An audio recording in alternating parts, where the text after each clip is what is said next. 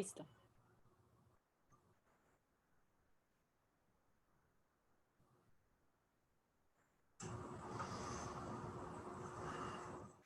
Vamos a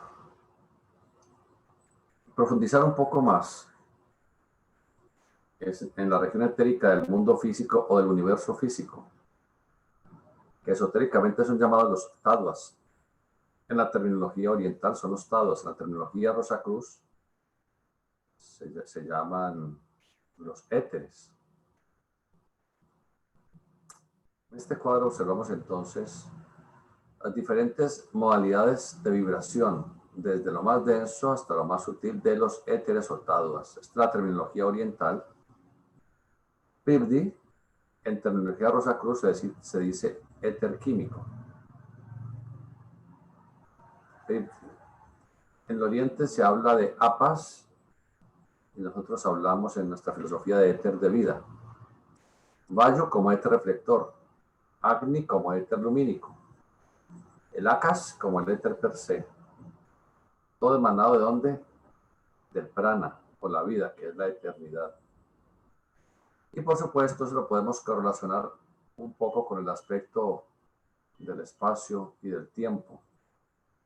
El éter químico o Privdi favorece la cohesión de la materia. El éter de vida o apas favorece la contracción. El éter reflector o bayo favorece el movimiento. El éter lumínico o agni favorece la expansión. El éter per se, en él está inmerso, es lo que forma parte del espacio, que es la infinitud. Y finalmente tenemos la vida en sí misma, que es lo absoluto, el Ensof, el tiempo, la eternidad.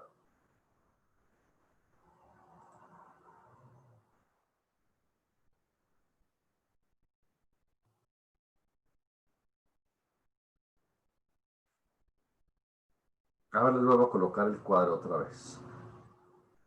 Un momento, por favor.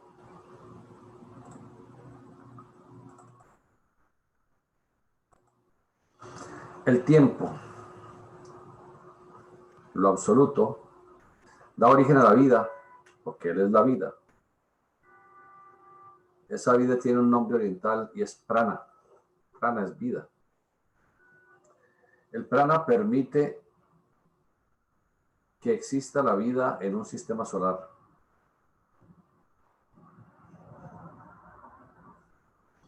Cada uno de los soles o estrellas del universo es un vórtice de prana, es decir, de vida. Es la energía purísima, que debe comenzar a diferenciarse en 5 niveles diferentes de vibración o de actividad. El lenguaje Rosacruz es el éter, comenzando por el éter per se,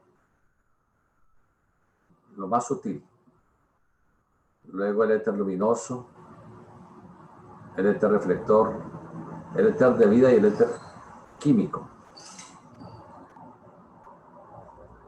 El lenguaje oriental es más sutil,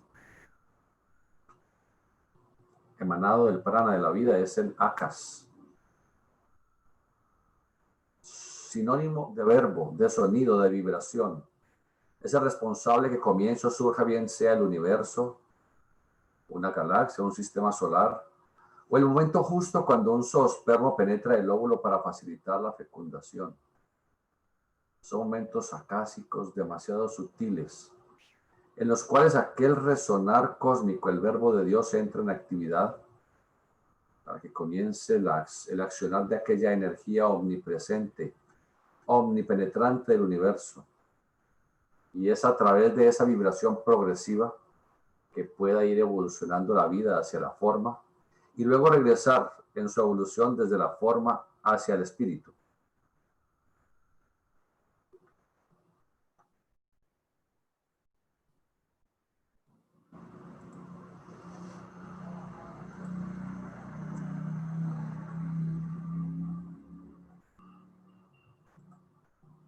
¿Para qué venir del espíritu a la forma y para qué regresar finalmente de la forma hacia el espíritu? Porque inicialmente nuestro espíritu, nosotros, los espíritus virginales o mónadas, estábamos en un estado de inconsciencia y de inocencia. Y a lo largo de la evolución tenemos que llegar, o debemos llegar a la omnisciencia y a la omnipotencia, con el fin de llegar a ser logos, creadores, tal como lo es el Dios de este sistema, el logo solar.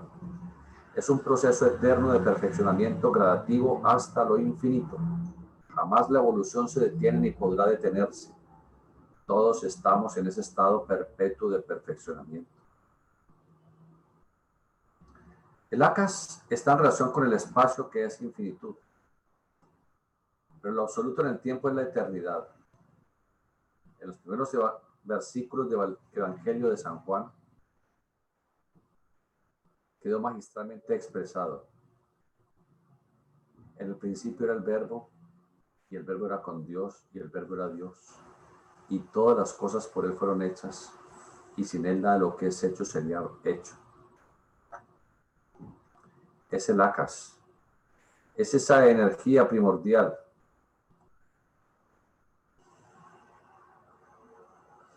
que logró que en la infinitud del espacio, la materia original formada por agrupación de elementos atómicos, que en un principio, como explica la ciencia, fue el hidrógeno, y de él se originaron todos los demás elementos que existen. Allí tenemos ese aspecto del Akas, el verbo cósmico, generando en el espacio, en la infinitud del espacio, la protomateria. El siguiente éter, Agni, llamado en el oriente Tejas, en la literatura Rosacruz, el éter lumínico o luminoso. En ese espacio de tiempo infinito,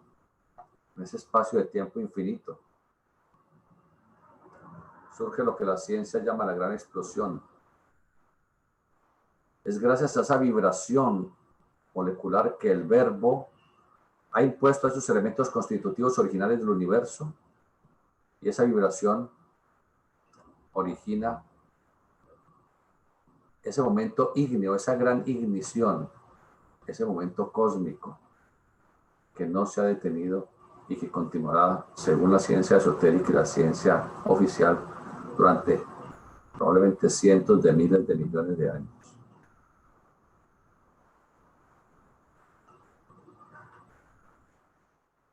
Ese Agni, por lo tanto, es el aspecto ígneo. Es la expansión originada por ese aspecto ígneo. Todos sabemos el poder expansivo tan tremendo que tiene el fuego. Cuando explota cualquier elemento, pólvora, gasolina, una bomba nuclear, hay una expansión inmensa. Por eso el Agni provoca expansión. Con la liberación del calor. Eso es gracias a esa energía del Agni que está subyacente en el fuego. Pero Agni no es el fuego. Tenemos que diferenciar muy bien entre lo que es el espíritu de las modalidades materiales, que la razón misma de aquellas energías.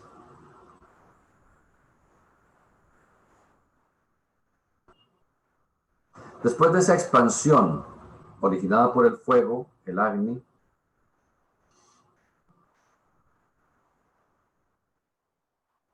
surge el movimiento. Ese movimiento es la expansión acelerada del universo hacia todos los puntos del cosmos. Expansión que permanece, que continúa, haciendo que las galaxias sigan separándose unas de otras. Aparentemente dicen los físicos, los astrónomos, que esa separación de las galaxias no tendrá fin. Pensaban que si ellas iban a perder su energía cinética, es decir, el movimiento, algunas veces se detendrían. Y que entonces esa misma fuerza que las hizo expandir, las haría contraer. Esa es la ley del universo oscilante que fue aceptada no solamente en el siglo pasado, sino también a principios de este siglo. Continúan pensando que esa puede ser la respuesta al universo. En el momento, los astrofísicos han dicho que el universo no tiene aparentemente deseos de detenerse en su expansión. Por lo tanto, dicen que seguirá creciendo y separándose las galaxias unas de otras. Y en esos grandes espacios interestelares se están formando y se seguirán formando nuevas galaxias y constelaciones y todo cuanto existe.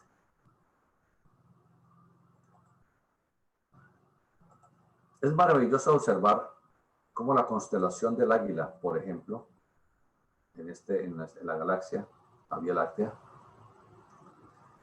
esa constelación los científicos lo llaman el nido de estrellas, una constelación en la cual se están formando cientos de miles de millones de estrellas, las cuales a su vez generarán cientos de miles de millones de sistemas solares. Y es un proceso que se da en todo el universo permanentemente.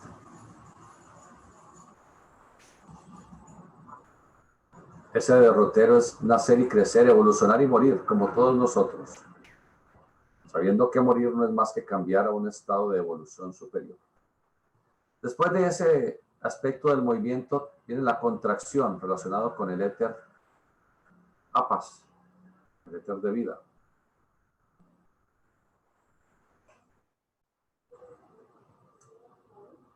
Primero fue ese polvo cósmico en estado igniscente, en expansión, que se separó, eso es el movimiento.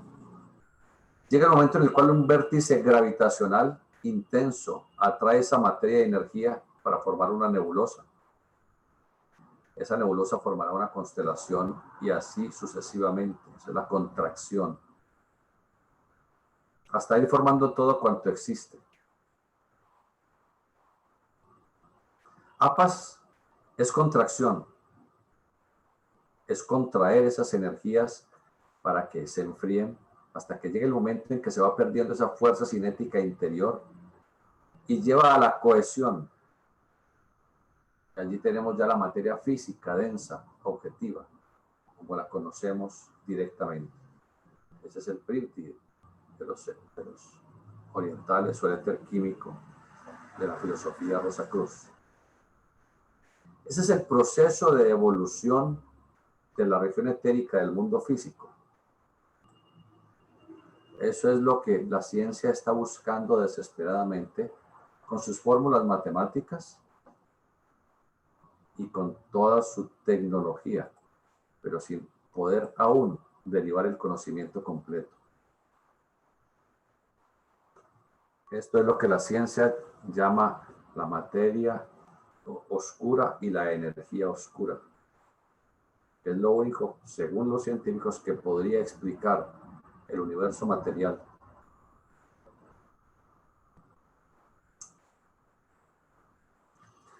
Ese es el proceso de evolución en la región etérica del mundo físico, en el universo, hasta convertirse en energía mutada hacia un planeta o hacia la naturaleza que ya conocemos. Hablemos de un planeta, por ejemplo, en su formación. Primero formó parte de una nebulosa. La nebulosa primero es oscura, fría. Después se convierte en una nebulosa ígnea, que es la expansión originada por el fuego, el Fohat. Posteriormente, esa nebulosa empieza a expandirse, entra en movimiento. De allí esas materias, algunas se van contrayendo para formar núcleos de acrecentamiento que formará un planeta. Luego viene el frío exterior que reacciona con el calor interno de ese protoplaneta. Eso permite entonces que se forme la humedad.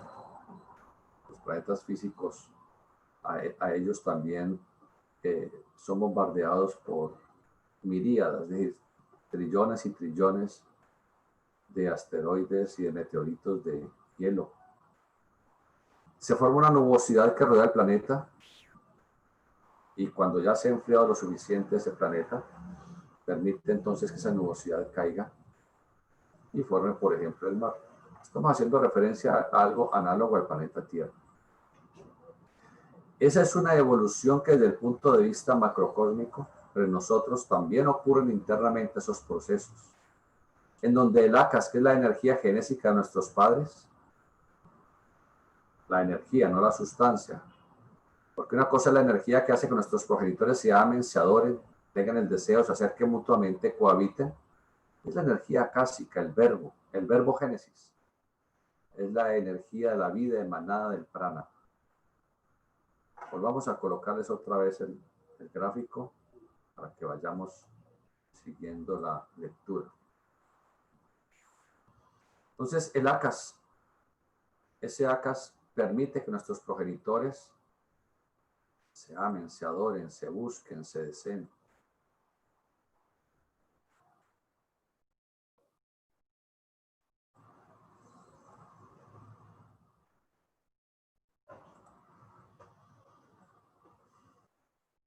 Esa energía acásica es el verbo génesis del cual hablamos constantemente en nuestras charlas. Es la energía de la vida emanada del prana. Esa energía tiene fuego, por eso los cuerpos de los cónyuges se calientan intensamente en el connubio. Posteriormente existe entre ellos un intercambio sutil, energético, de emociones, de sentimientos, de imágenes, que están en relación con lo aéreo, el vayu. Pero realmente vienen las aguas, el apas, las aguas de la existencia, la sustancia ya como simiente, que el varón entrega para impregnar ese grumo de albúmina y de fósforo, que es el óvulo. Y luego viene la cohesión de esos elementos del óvulo y del zoospermo para formar el cigoto, el embrión, el bebé. Es un proceso que se da en todos los niveles. Lo de arriba, lo cósmico, es análogo a lo de abajo, lo microcósmico. De manera que nosotros, microcosmos, seres humanos, somos una réplica exacta de las energías del universo. Tenemos que aprender a estudiar y a comprender el magno microcosmos a través de la ley de analogía. La persona que comprende y conoce y aplica la analogía puede aprender cualquier ciencia porque todo lo correlaciona y en el universo todo está íntima e intrínsecamente relacionado. Tenemos, por lo tanto, que aprender la ley de analogías y nos convertiremos en verdaderos sabios. Uno puede llegar a escoger en cualquier rama del humano saber aplicando la ley de analogías sin haber pasado jamás por una universidad. Esa es la grandeza del espíritu humano. Las posibilidades latentes e ingentes que tenemos y que debemos aprovechar. Miremoslo ahora desde el punto de vista de la terminología Rosacruz. Ya lo analizamos desde el punto de vista de la terminología de los orientales en la India. Aquí desde el punto de vista de la terminología científica y ahora desde el punto de vista de la terminología Rosacruz. El éter químico son líneas de fuerza que permiten que existan las células, los átomos, las moléculas. Entonces los átomos forman las moléculas y las moléculas forman la materia. Un momentico, por favor.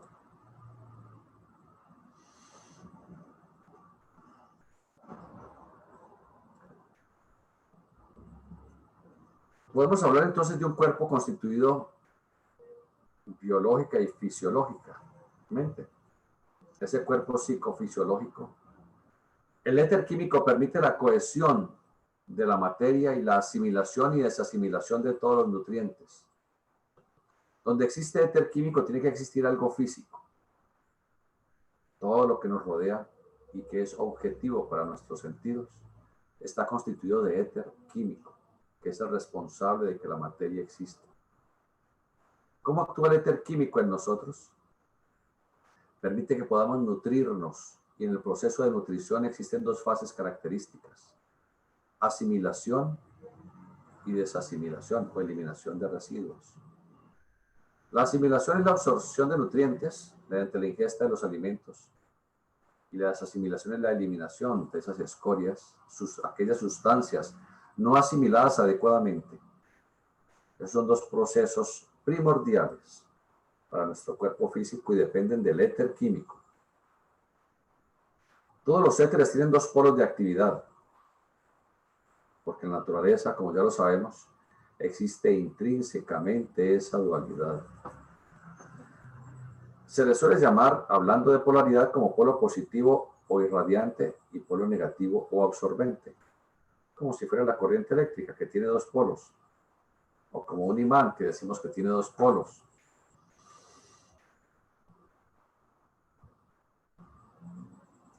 En nosotros los seres animados, digamos los humanos, tenemos al varón con su polaridad positiva o irradiante y a las damas con su polaridad absorbente o femenina.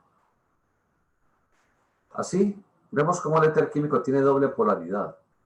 Max Heindel, el concepto Rosacruz del cosmos, expresa que el polo negativo del éter químico se encuentra en la boca para recibir los elementos químicos que ingerimos con los alimentos. Entonces, ese sería el polo receptivo del éter químico. Y el polo positivo se encuentra en la zona anal. ¿Para qué? Para poder expulsar los residuos que ya son sustancias que no nos favorecen y que al contrario nos enferman si no se eliminan adecuadamente. La Escuela Rosacruz tiene también otra apreciación con respecto a esa polaridad de los éteres.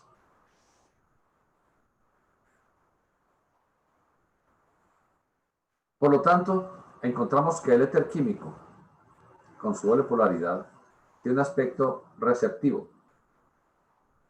que no solamente tiene que ver con la boca, sino que tiene que ver con la zona abdominal superior, en donde se produce la asimilación de los nutrientes. Recordemos que el proceso digestivo comienza en la boca, la trituración de los alimentos y la transformación de los azúcares. Luego en el estómago continúa ese proceso degradando las proteínas para ser asimilados los nutrientes en el intestino delgado y ser eliminados los residuos en el intestino grueso. Todo eso está a cargo en nosotros del éter químico. Pero el éter químico lo gastamos constantemente, no solo con el proceso de la nutrición, también lo gastamos con los impactos emocionales, con los pensamientos, con la actividad física. Porque los éteres están constantemente mutando. Los éteres mutan unos en otros constantemente. El éter químico, el éter de vida, el éter reflector, el éter lumínico, y vuelve y comienza el ciclo. Eso es lo que llaman los chinos con su teoría de la acupuntura, la teoría de los 5 elementos. Es una mutación constante de una energía en otra. Así como en el mundo físico estos elementos están mutando unos en otros, dependiendo de la cantidad de el calor o de fuego que exista, todo en la naturaleza muta, cambia de un estado a otro gracias a la acción del fuego. Miremos el hielo para hacerlo más objetivo. Menos cantidad de calor, el agua se cristaliza, tenemos el hielo, se congela. Se le empieza a aplicar calor, se diluye, se convierte en agua. Se le aplica más calor, se vaporiza, se convierte en vapor de agua. Y si hay demasiado calor, esas moléculas están vibrando tan rápidamente que se expanden, ya esa agua desaparecería. Relacionemos eso con los éteres. El hielo relacionémoslo con el éter químico, la materia en cohesión. Luego se le aplica calor y el hielo se convierte en agua. Hay una cohesión, pero ya se va perdiendo y se convierte en contracción y tenemos el agua, un fluido. Ese sería el éter de vida. Se le aplica más calor y se volatiliza, se vaporiza. Tenemos entonces el éter reflector que se relacionaría con el vapor. Y si hay demasiado calor, ya no podemos permitir que no vamos a observar otra vez que se forme el agua. Así son los éteres entonces. Cuando se va a hacer actividad física, por ejemplo, a correr, trotar, cuando se está en el proceso de la digestión, cuando se está con impactos emocionales fuertes, cuando se está demasiado concentrado utilizando el pensamiento, se gasta mucho éter, especialmente éter químico. Entonces el éter químico, al gastarse tanto, los otros éteres tienen que mutar para densificarse y nutrir el éter químico. Entonces el éter de vida tiene que formar más éter químico. El éter reflector tiene que formar más éter de vida. El éter lumínico tiene que formar más éter reflector. Es una mutación constante. Es el caso análogo a la sangre. La sangre se dirige especialmente a aquellos sitios u órganos que en un momento determinado se están necesitando sangre y oxígeno en mayor proporción. Por ejemplo, con la digestión, después de una comida abundante, la sangre fluye en proporción más abundante a la zona digestiva. Cuando se está haciendo ejercicio, la sangre fluye preponderantemente hacia los músculos. Cuando está en proceso de pensamiento, de concentración, la sangre fluye preponderantemente al cerebro. Asimismo son los éteres. Ellos deben fluir de uno a otro de los éteres según la necesidad o requisitos de un momento determinado. Si la persona está en el proceso digestivo, entonces habrá preponderancia de éter químico en ese proceso digestivo y habrá una ligera disminución de éteres en otros aspectos, en otras partes del cuerpo.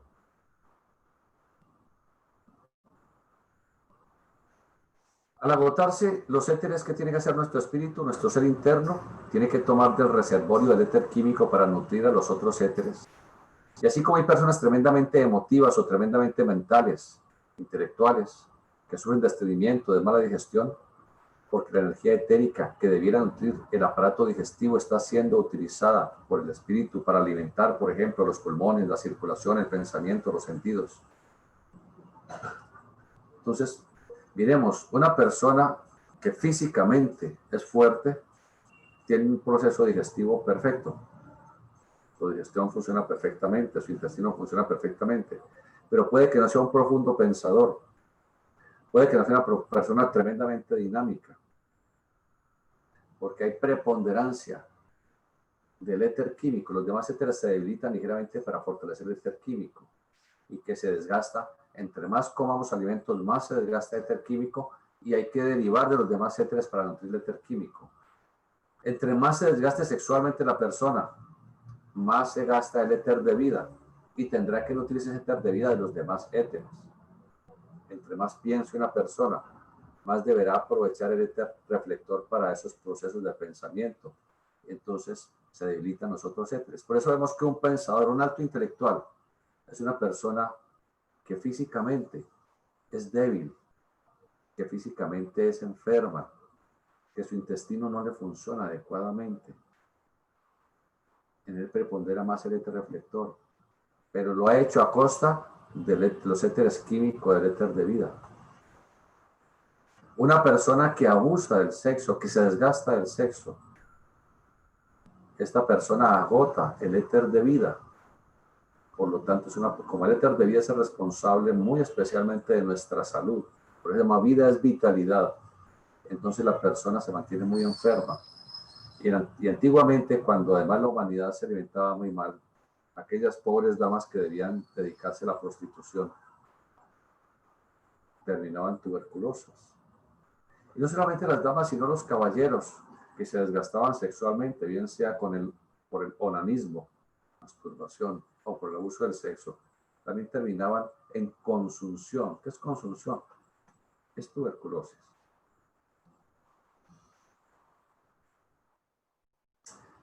Mañana hablaremos entonces del éter de vida un poco más profundamente. Mañana no, el lunes, Dios mediante. Aquí en Colombia es festivo. Por ahora creo que haremos el estudio. En caso de que no podamos hacer, se les avisará oportunamente.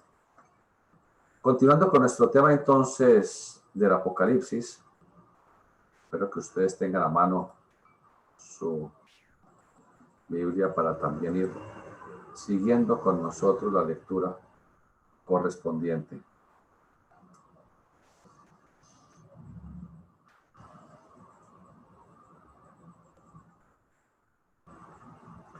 Hacíamos referencia ayer, volvamos a colocarles, a compartir, compartir pantalla nuevamente. Un momento, por favor.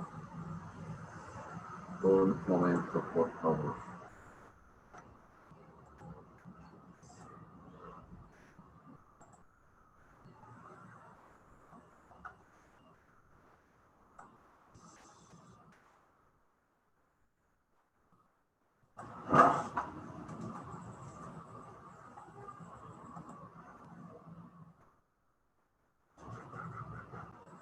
Continuando con nuestro estudio, el llamado caduceo de Mercurio, que analizábamos hace 2 días. Hablábamos que las alas representan a la imaginación, un ala, a la sensibilidad, la otra, a la imaginación y sensibilidad, y la esfera, la conciencia. La conciencia es el espíritu divino, el primer aspecto del espíritu en nosotros. La sensibilidad es el espíritu de vida, el segundo aspecto del espíritu en nosotros. La imaginación creadora es el tercer aspecto del espíritu en nosotros, el espíritu humano. Espíritu divino, la conciencia, espíritu de vida, la sensibilidad, o Cristo, espíritu humano, la imaginación creadora. Si lo queremos ver desde otro punto de vista, el espíritu divino, el Padre, el espíritu de vida, el Cristo, el espíritu humano, el Espíritu Santo. Tenemos ese bastón que sería el eje cerebroespinal, columna vertebral con su médula espinal. Y tenemos esas 2 serpientes simbólicas que son las energías Ida y Pingala de la literatura oriental, Ob y Od de los cabalistas. Y tenemos finalmente ese eje central llamado Aur por los cabalistas, el aspecto andrógino, en donde esos 2 aspectos masculino y femenino se unen en uno. Esas energías en nosotros que se manifiestan como poder generatriz, como enamoramiento, atracción mutua, entusiasmo, inteligencia, voluntad, emoción, todo aquello, los cabalistas lo llaman la luz astral universal. Esa energía que recorre los universos, los mundos, las galaxias, los planetas, los seres y las cosas. Esa luz astral se convierte en la naturaleza física, en el magnetismo mineral. En nosotros se convierte en ese magnetismo animal. En ese magnetismo, en esa capacidad atrayente, simpática, vibratoria, que nos acerca o nos repele dependiendo de si somos magnéticos o eléctricos. Si prepondera la serpiente oscura, somos eléctricos, desagradables, porque somos emocionales, irascibles, celosos, demasiado racionales. Si prepondera la serpiente blanca, somos magnéticos, atrayentes, sensibles, espirituales. Entonces, este es un estudio de la luz astral dentro de nuestra naturaleza, espina dorsal, la actividad energética del sistema nervioso autónomo en sus divisiones simpático y parasimpático, el cerebro. Todo esto tiene que ver con nuestras propias energías. Por eso la luz astral tiene 2 polaridades, una llamada Om, la polaridad absorbente, Od, la polaridad irradiante, porque en todo existe la doble polaridad, una que irradia y otra que absorbe.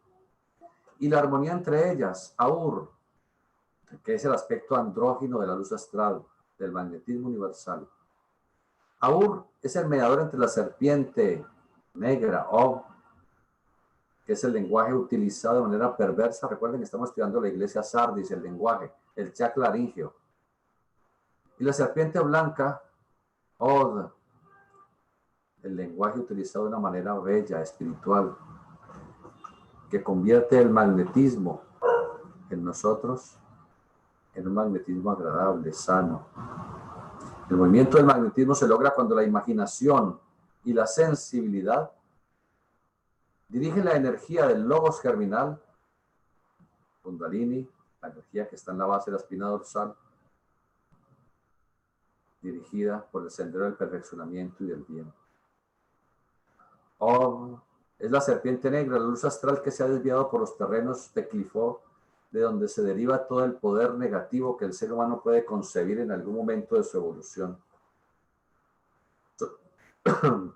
Son las energías que se desequilibraron al comenzar cada una de las emanaciones sefiróticas o actividad del cosmos en los diferentes mundos hasta llegar al acortezamiento definitivo en la materia densa en Malkut, este mundo físico, y en nosotros en el chakra coxígeno.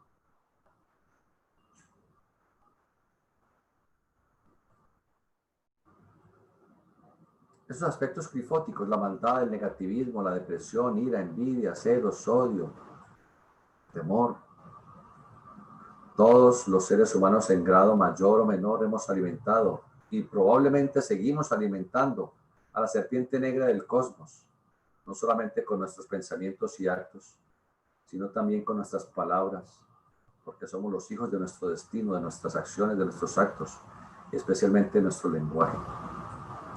La enfermedad y el sufrimiento son el resultado de nuestros pecados, es decir, de nuestros errores.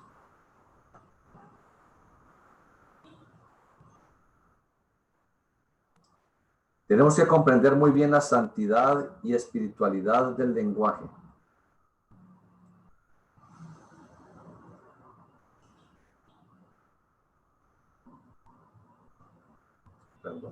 Cultivándolo en el tiempo, porque si nuestro lenguaje no es veraz, armonioso y espiritual, nuestro cuerpo se enfermará, porque el lenguaje tiene tanto el poder de sanar como el de matar.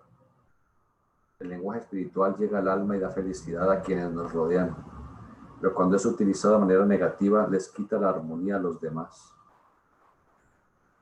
Hay que hacer conciencia del poder del verbo exteriorizado a través del lenguaje, comprender su espiritualidad, porque si nuestro lenguaje no es veraz, armonioso, ni espiritual, todos nuestros vehículos se habrán de enfermar.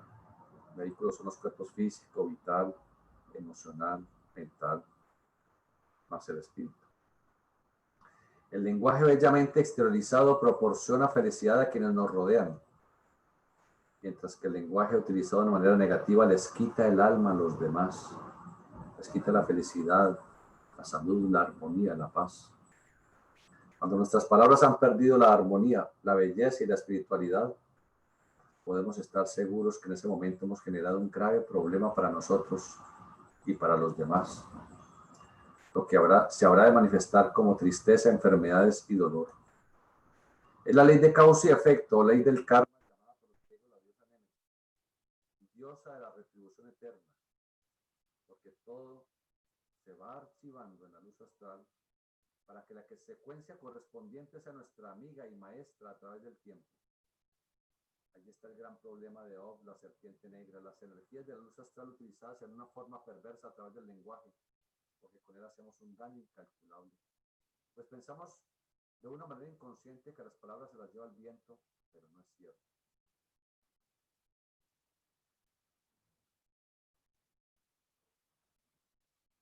El centro del lenguaje corresponde a la iglesia de Sardis y a la escuela de los hermetistas Rosacruces.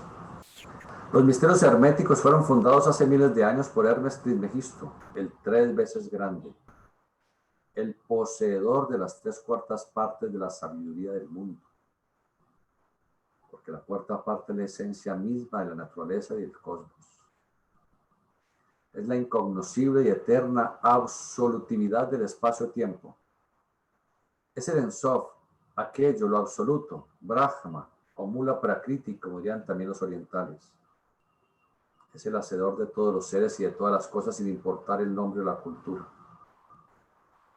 Cuando se habla del 3 veces nacido, Hermes Trismegisto, con sus 3/4 partes de la sabiduría del universo, Esas 3/4 partes se refieren al poder del Logos generador, el Paracleto, el fuego creativo del Espíritu Santo que se ha hecho carne en nosotros para los fines de la generación universal, pero que se hace luz a través de la sublimación y que se convierte en palabra, el lenguaje, gracias a la modulación del verbo por la laringe.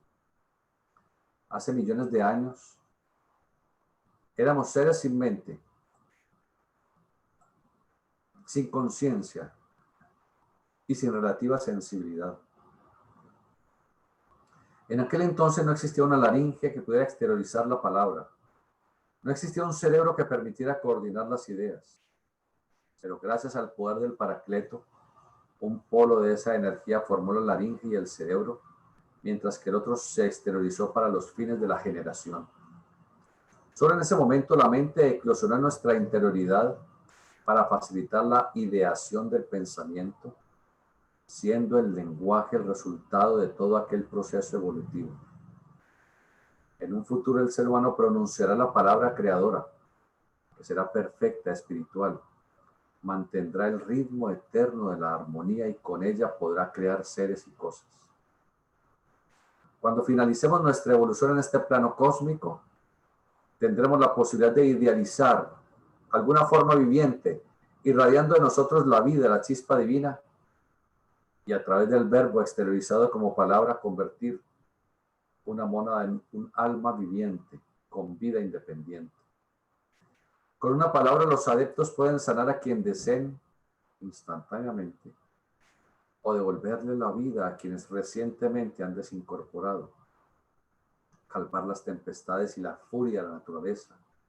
Pero también el adepto que conoce la palabra perdida, es la palabra perdida, el logos perdido de la magia divina. Como decía Blavatsky, palabra perdida hace casi igual a Brahma, a aquel que está en posesión de su clave. Y se nos dice que actualmente solo dos grandes seres, solo dos grandes adeptos poseen esa palabra perdida. Esa palabra perdida permite la nota clave del planeta. Y con esa palabra se podría, pronunciando esa palabra, hacer que el planeta se desintegre y vuelva al caos, si fuera necesario. O cuando llegado el momento la onda evolutiva terrestre tenga que pasar a otro globo. El caos, como lo estudiamos hace 2 días, es la materia primordial de la que fue emanado el universo. Porque caos no significa aniquilación ni destrucción, sino la materia primordial de la cual se ha hecho todo y de la cual todo se hará.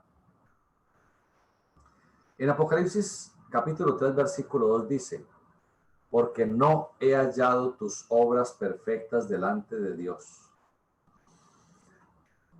Significa que tantos errores cometidos deben llevarnos a la comprensión de lo trascendental, de las enseñanzas esotéricas, de la importancia de todo lo que se ha recibido.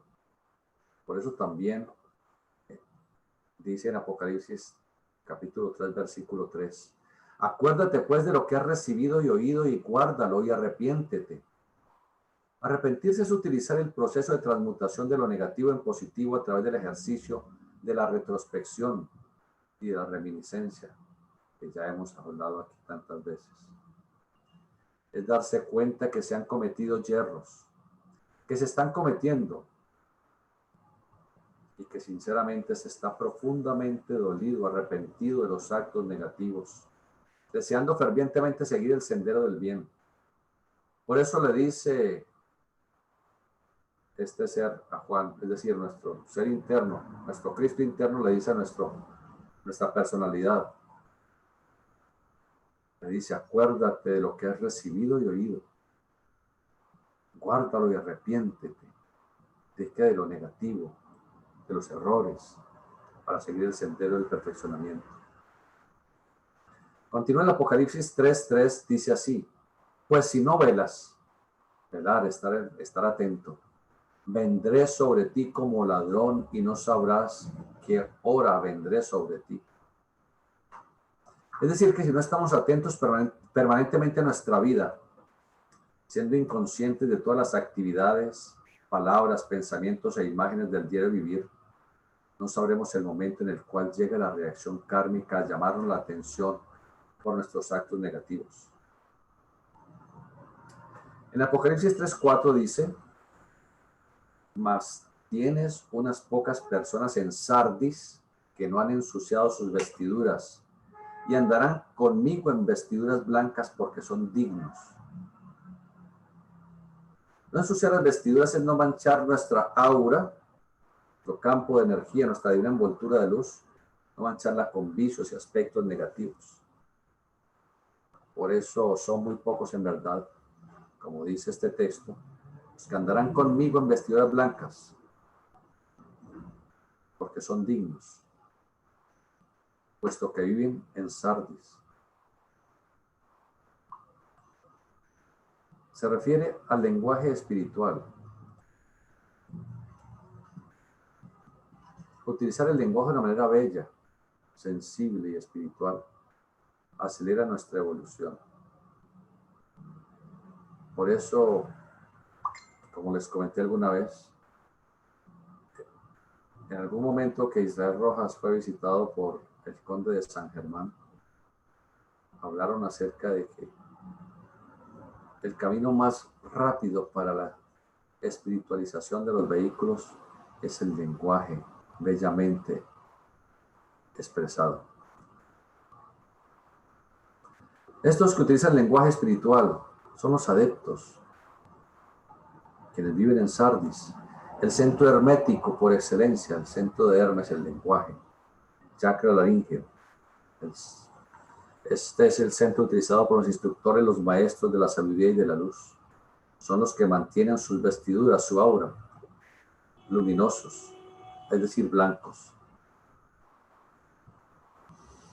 Este es el traje dorado de bodas, el aura luminosa, radiante, pura, del cual hablaba el Señor Jesús cuando dijo que que no tenga el traje dorado de bodas a su regreso, no podrá tener las nupcias con el Cristo. Refiriéndose a esa energía crística, y para comulgar con ella tendremos que tener las vestiduras blancas.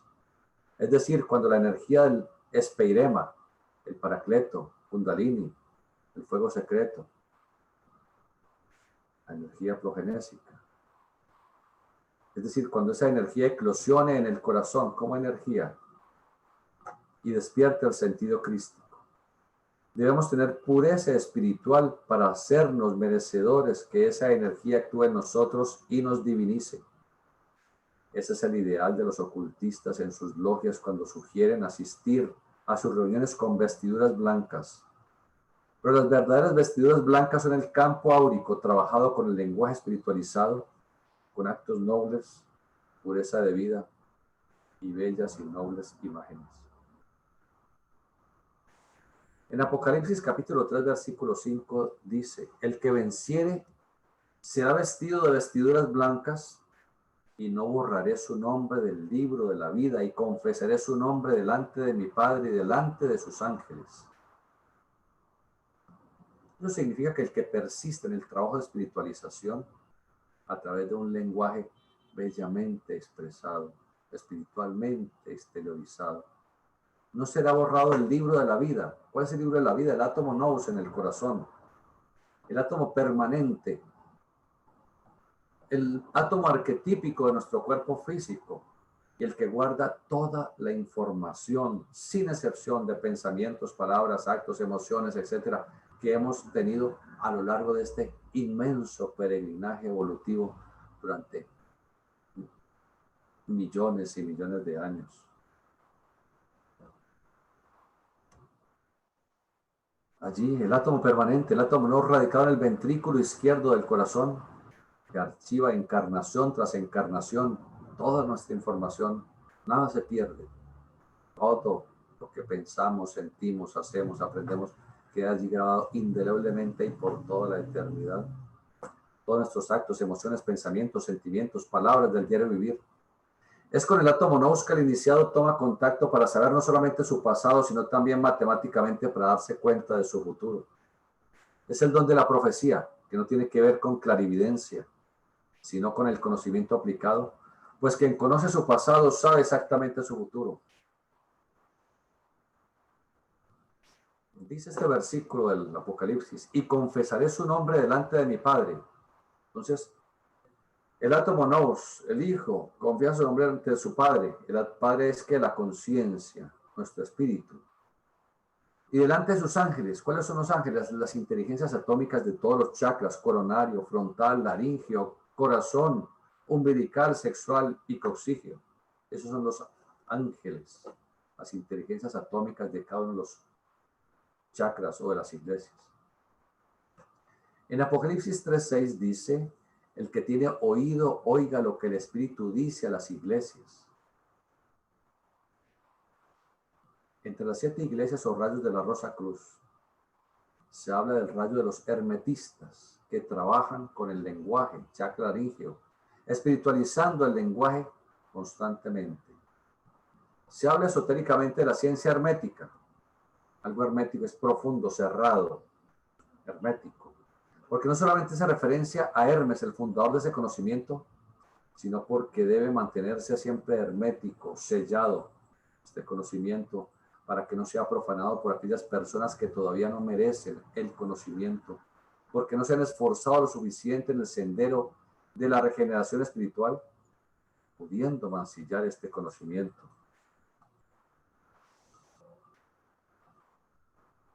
profanarlo, al llegar a mercantilizarlo, siendo el conocimiento sagrado y además siendo un patrimonio del logos para la humanidad, no puede ser comercializado. La jerarquía blanca es muy clara en ese respecto. El conocimiento esotérico le pertenece al mundo, es su divina herencia. Debe entregarse a los merecedores y esperar a que los demás maduren para recibirlo, pero jamás debe prostituirse entregándolo por dinero. Hasta allí nuestro estudio de hoy. Les agradezco inmensamente por su compañía. Nos tenía sin video, pero aquí estamos otra vez. Gracias, buena tarde. Chao, hermano, muchas gracias. A usted, hermana, muchas gracias.